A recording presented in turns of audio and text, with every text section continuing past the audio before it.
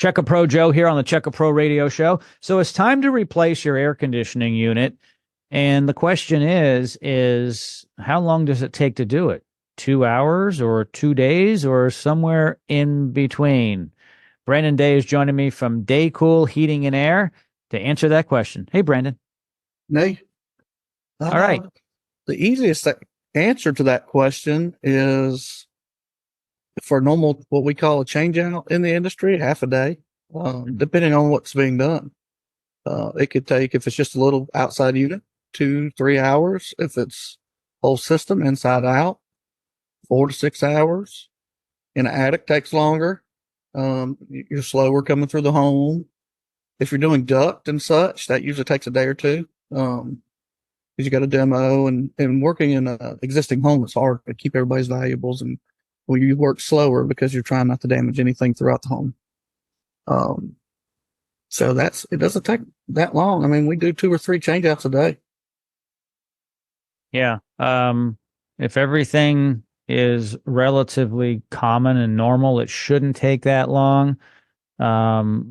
Easier to take it out. The old one, putting in the new one may take a little while longer, but you guys have been doing this for a very long time. It becomes routine for you and your crew, right? Yeah. Oh, yeah. We have processes and systems. It's putting a box in a box. A box, a square box, and square hole. We have where we try to excel is in the customer service. To be better than anybody is leaving somewhere cleaner than when we got there, or the process of during the change out, the communication to the customer, stuff like that. Because it's kind of can be intruding in people's private homes, trying to do that and do it efficiently, do it right, make sure everybody's happy. I agree. The last time I had a complete change out, 2 units, a 3-ton and a 5-ton, upstairs, downstairs. We did it in November, which I think was a good time of year, because when you do it in July and August or September, that's a real tough time of year in your neck of the woods, my friend, right? Oh, yeah.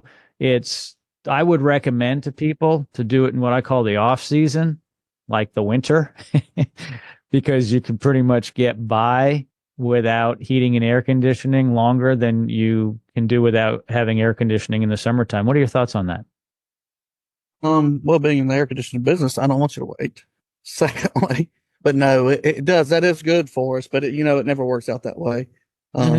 Anybody we see is hot and they want it cold quick. And the humidity here, you can lick the air in Mobile, Alabama. It's sticky all the time. So imagine that in an enclosed house with no air movement. So, I would like it would in optimal. Yeah, it would be great to wait till November. Then, we're still gonna have a lot of hot people in July and April. Yeah. And people do react to things instead of planning for things. Same thing with building a swimming pool. People get the idea on May 15th. Well, if they had thought about it in September, they could have had it built over the winter time and they'd be ready for the spring and summer. And so the point of that is make sure your systems are maintained. Make sure you think ahead. You don't want any surprises. Brandon, as always, thank you so much for joining me today on the program. Thank you for having me.